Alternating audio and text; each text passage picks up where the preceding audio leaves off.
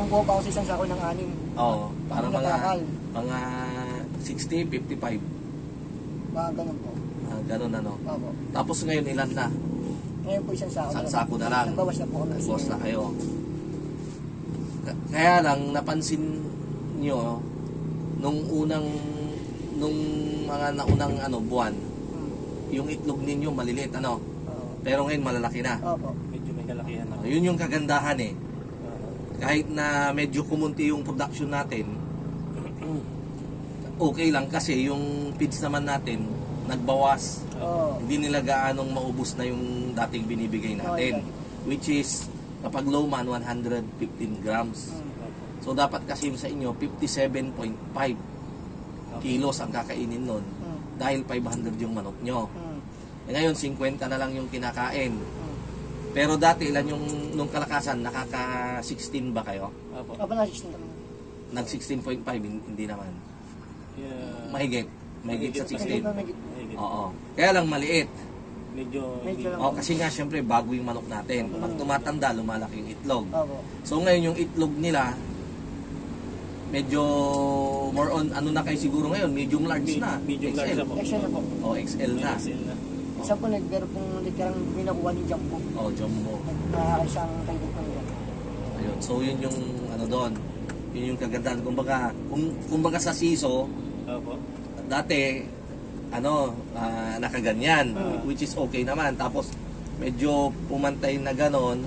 Ito yung production, ito naman yung sa feeds, di ba? So ganyan, nagbabalancing nga nito. Siyempre magkaiba naman din yung presyo ng mas malalaki. Oo. Compared sa small. Siya nga pala, may bisita tayo ngayon. Si Sir, ano pa yung Marvin name? po, Mang Mans. Sir Marvin. Kayo po? Anthony po. Anthony. Yan. Si Sir Marvin at saka si Sir Anthony. Galing sila ng Sambales sa Palawig. So yun yung kagandahan na pag tumatanda na yung manok, lumalaki talaga yung itlog. Apo, Mang Mans. Oo. Kaya nagbabalansi pa rin. Kaya yun nga, yung gaya ng nasabi ko, nung katumalan ng itlog, nag 160 yung small. Kaya lang yung produce ko more on large XL jumbo na. So ang large nung time na yon 180. Oo. Tapos ang XL 190. Tapos may jumbo ako, medyo mahal yung jumbo, 220. Kasi bihira talaga yung jumbo. Bihira na po. Alam mo naman yun, di ba? Kukunti yung lumalabas na jumbo dun sa alaga mo. Minsan yung piraso lang, minsan nakaka-10 talaga. Ganun.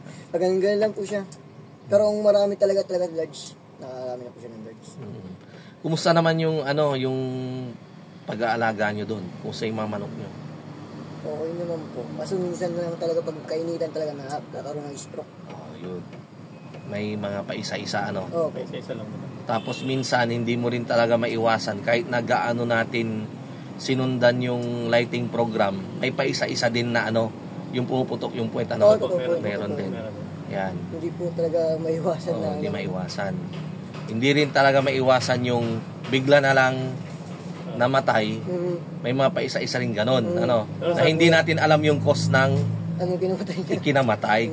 So, sabi ng brother ko, nung kinumpute niya, maganda pa rin daw, sabi niya. More or less, mga 89% pa rin ang production. Kasi, bibilangin nyo yung actual na manok ninyo, kung ilan yung natira.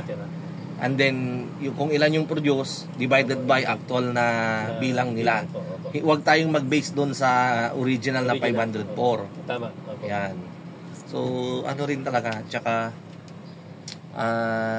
nasubukan nyo na rin yung, syempre yung sa buong cycle ng manok natin. Nasubukan nyo na yung tagtumal di ba? Nasubukan na namin. So, nung time na yon parang aburido kayo. Feeling nyo siguro, ano yung nararamdaman nyo nun? Pag-share nyo. Medyo, rin, si Mang Mads, nag-worry din. Oo. Pero sabi nung brother ko, alam din niya yung, kasi nag-base po siya sa inyo sa mga experience niya. Yung mga napanood niya sa vlog na. Kaya, nag-rely na siya doon. Nag-rely na siya doon. Kaya hindi siya masyadong nag-worry, pero alam niya na darating yung panahon. Pag hindi mo kasi talaga alam, parang manghihinaan ka ng loob. Opo. Pero kapag alam mo rin na lilipas rin ganyan. Oo. So iikot rin di ba? Iikot rin. Pag nataon sa ando na tayo sa yung mataas yung presyo, syempre medyo malaki rin yung kita. So natin 'yon, maitatabi natin 'yon.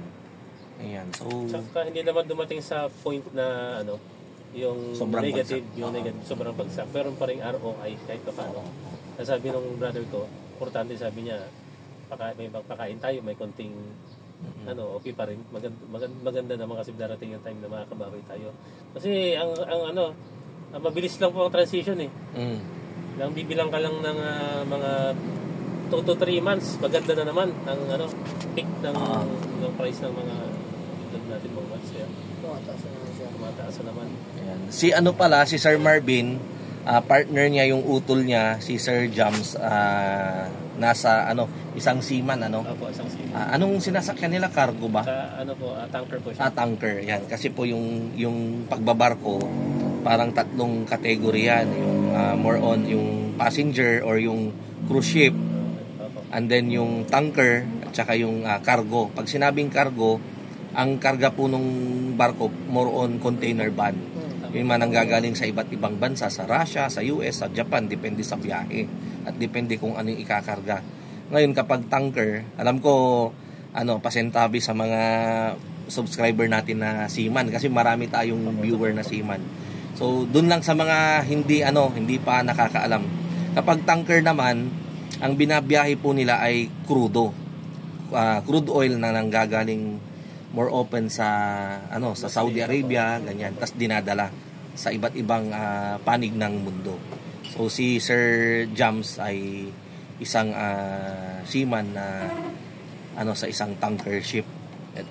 At si Sir Marvin naman ay empleyado sa Zambales din sa yun, Sir K-Sir Bico, yan. So shout out sa mga taga K-Sir Bico, lalong-lalo na yung mga kasama ni Sir Marvin siya taga rin siya. Taga Zambales din. Taga doon din.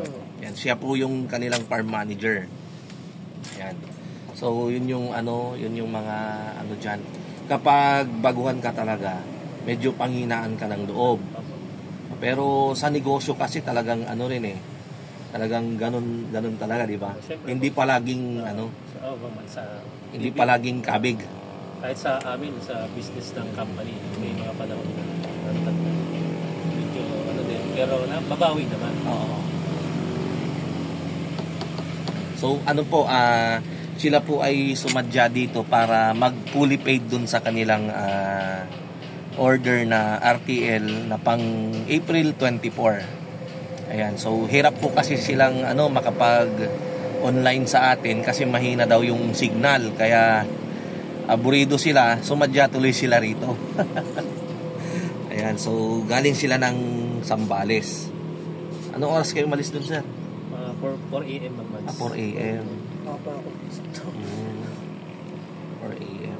Mga po, start na po kaming mag-deliver sa April 17. Unahin na po namin kayo. Ready naman na yung mga natin, mga cages natin. Opo. Parang last week yata ng sila pumunta ron March yata nag-install. Opo, okay na. Ayan, so abangan nyo na lang po, sir, Ayan, so siguro hanggang dito na lang muna tayo, kahit papaano ay nakapag-vlog tayo ngayon. Today is April 13 at andito tayo ngayon sa restaurant. Matagal-tagal din nating hindi nagawa to dahil sa sobrang kabisihan. Ngayon yung mga gustong umorder ng RTL natin, abangan nyo lang po yung schedule natin sa August. Hindi ko pala lang masabi kung ano yung eksaktong date, pero malalaman nyo rin po, mag-update din po ako sa inyo. Ayan, so thank you. Mabuhay po tayong lahat and God bless. Ayan, sir, thank you sa pagbisita. Thank you. Ayan.